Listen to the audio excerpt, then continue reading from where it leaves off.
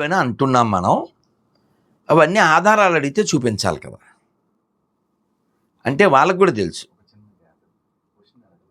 అక్కర్లేదు. ఏ దేశం వాళ్ళు ఇంకో దేశం వెళ్ళడం దోషం కాదు, కానీ వెళ్ళడానికి ఒక విధానం ఉంది కదా. మన దేశమైనా ఇంకో దేశమైనా సత్రాలు కాదుగా, పత్రాలు ఉండాలిగా వెళ్ళాలంటే.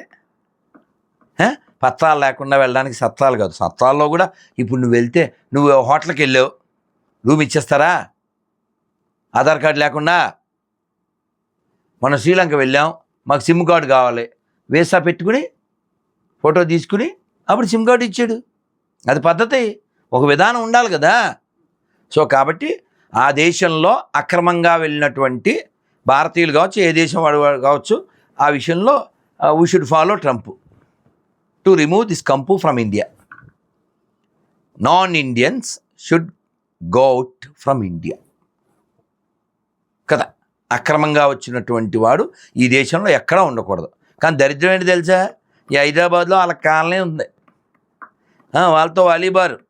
అంతకుముందు ఒక మంత్రి వాళ్ళకి వాలీబాల్కి వచ్చి ఆడినట్టు కూడా ఉన్నాడు. సో కాబట్టి ఇలాంటి దరిద్రుల్ని పోషించే దరిద్రులు ఎవరనుకుంటున్నావు? ఇక్కడ సీఎంలు, బంగ్లాదేశ్ మొహమ్మద్ ఖాన్ అని సీఎం ఉంది కదా, ఆవిడైతే బీసీ కోటాలో ముస్లిమ్స్కి ఉద్యోగాలు, బీసీ కోటాలో కర్ణాటకలో. సో ఇదంతా హిందువుల్ని నాశనం చేయడానికి, ఈ దేశాన్ని మొక్కలు చేయడానికి వీళ్ళు చేసే పనులు. కాబట్టి హిందువులు హిందీలో దేకకపోతే తెలుగులో దేకుతారు, ఎందుకంటే చెప్పలేను. సో ఇప్పుడు ఆయన ఎవరో నెల్లూరు ఆయన వార్నింగ్ అది ఇచ్చారు అంటే, అవును, వక్ఫ్ భూములు వాళ్ళు వక్ఫ్ భూమని క్లెయిమ్ ఏది చేస్తే అది వాళ్ళదే. ఒక 1500 ఏళ్ల క్రితం గుడి, ఊరు తమిళనాడులో, ఊరు గుడి కూడా వాళ్ళదే అంట. అది ఎటువంటిదంటే, మీరు ఎప్పుడన్నా నాన్న నువ్వు ఎప్పుడన్నా బస్సులో కర్చీఫ్ వేసావా చిన్నప్పుడు కాలేజీకి వెళ్ళినప్పుడు? సో మా రెడ్డి గాడిలో ఏం చేస్తాడు, కర్చీఫ్ వేయడు, పైన మొత్తం బస్సు పైన దుప్పడేసేస్తాడు. అదే ఒక బోర్డు, బస్సు పైనే, బస్సు మొత్తం మాదే. నాకు అందానా, నాకు తెలియక అడుగుతున్నాను. ఇప్పుడు వాళ్ళ మతం పుట్టి 1400 ఏళ్ళు, ఈ దేశానికి వాళ్ళ మతానికి ఏం సంబంధం లేదు. ఇప్పుడు ఆ నెల్లూరు ఆయన కావచ్చు, అంతెందుకు, మీరు ఓసారి ఆయన్ని పిలవండి, ఆయన పేరే బ్రదర్ షఫీ, నాకు ఫ్లైట్లో గెలిచారుగా. ఆయన ఓపెన్గా కూర్చున్నప్పుడు నేను అడగకపోయినా చెప్పారు, గురుజీ మనం కలిసి కూర్చుందామా అన్నారు. మరి పక్కన వాళ్ళని అడగాలి కదండి అన్నాను.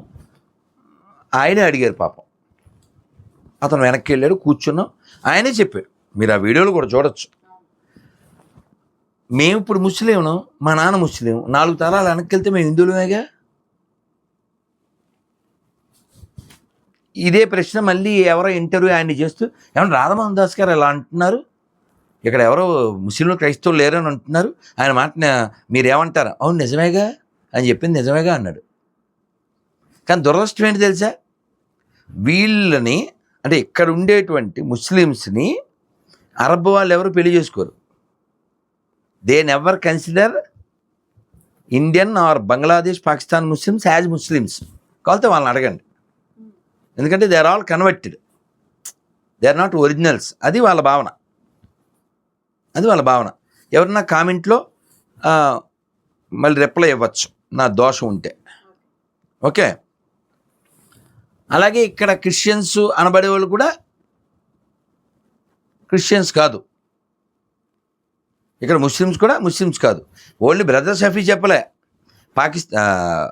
కాశ్మీర్ యొక్క 2-3 ముఖ్యమంత్రులు, గులాం నబీ ఆజాదు, ముఫ్తీ మొహమ్మద్, ఫరూక్ అబ్దుల్లా, వాళ్ళు కూడా చెప్పారు ఒక 7-8 తరాల క్రితం మేమంతా హిందువులమే. అందుకో పాటలో నేను చెప్తానుగా, James father Jackson, Jackson father Jaipal, Jaipal father Jairam, grandfather ఒక్కడే గతమంతా మనదొక్కటే, గ్రాండ్ ఫాదరు ఒక్కడే గతమంతా మనదొక్కటే, ఇది మన దేశం, ఇది మన దేశం, ఇది మన దేశము రన్న, ఇది స్వర్గము కన్నా మిన్న, వేషభాషలు రూపురేఖలు మతభేదాలు ఎన్నున్నా మన గతమంతా ఒకటేనన్నా. కాబట్టి ఎక్కడైనా ప్రపంచంలో గుళ్ళు ఆక్రమించి కట్టిన మసీదులు ఉంటాయి, మసీదు మీద గుళ్ళు ఉండవు. దాన్ని బట్టి ఎవరి ముందే ఎవరు వెనక్కో అర్థమైంది. ఒకళ్ళు కామెంట్ పెట్టారండి, అసలు ఇందులో బుద్ధి ఉందా, పోయి మసీదుల కింద గుళ్ళు కట్టుకుంటారు ఏంటండి అన్నాడు.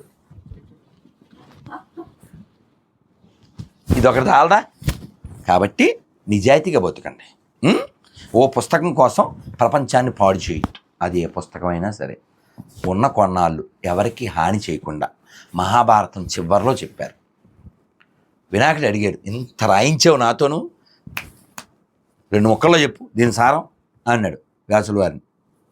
వాళ్ళిద్దరికీ ఒక డీల్ ఉంది, ఆపకుండా చెప్తాను, ఆపకుండా రాయాలి. సో మహాభారతం అట్లే రాశారు. మేము వెళ్ళాం బద్రీనాథ్లో, బాగుంటుంది అది, వ్యాస గుహ, గణేష్ గుహ. 2 ముక్కలు అంటే వ్యాసుల వారు అన్నారు, 2 ఎందుకే, 1 ముక్కలో చెప్తాను సారం. 1,00,000 శ్లోకాల సారం 1 ముక్కలో చెప్పారు. పరోపకారాయ పుణ్యం పాపం పరపీడనం. ఇది కదా యూనివర్సల్ అంటే. ఇలా యూనివర్సల్గా ఏదైనా పనికొచ్చేది బైబిల్ నుంచి ఖురాన్ నుంచి ఉంటే కూడా మేము యాక్సెప్ట్ చేస్తాం. వేదం అది చెప్పింది, హానోభద్రహ కృతవస్థయంత, లోకంలో ఉన్న మంచి మాటలన్నీ నా చెవిలో పొడుగాక. ఇది కదా ప్రపంచానికి కావాలి. అది మానేసి మేము చెప్పిందే మంచి, లేకపోతే నీ చెవులు తలకాయ కోసేస్తాం, అదేం మంచిది, మాకు వద్దే, ఈ భూమికే వద్దది. కాబట్టి భారతదేశాన్ని మనం రక్షించుకోవాలి, అది హిందువుల బాధ్యత. మిగిలిన వాళ్ళకి ఈ దేశం మీద ప్రేమ ఉండదు, ఎందుకంటే వాడికి ఎక్కడో ఉంటుంది వాడి ప్రేమ, వాడికి ఎక్కడో ఉంటుంది. కాబట్టి సాటి హిందువుల పట్ల వాడికి ద్వేషం పెంచేటువంటివి ఎడారి మతాలు. దానికి రుజువులు మన దగ్గర చాలా ఉన్నాయి. 2 ఏళ్ల క్రితం ఆర్టీసీ క్రాస్ రోడ్లో దీపాలు వాళ్ళ ఇంటి ముందు పెట్టుకుంటే ఓ మతం మారిన మొసలు గొర్రె కాలుతో దండేసింది. సో కాబట్టి ఎడారి పుస్తకాల నుంచి, ఎడారి మతాల నుంచి ప్రపంచం రక్షించబడగాక. కామెంట్లో తిడితే ఉపకారం ఏం లేదు, నన్ను కూడా మతం మారిస్తే బాగుంటుంది మీ ప్రేమతో అని కోరుకుంటూ, ప్రేమతో మీ రాధమోహన్ దాస్. ధన్యవాదాలు. జై శ్రీరామ్. దింపుడు ఆయన దుర్మార్గం కదా.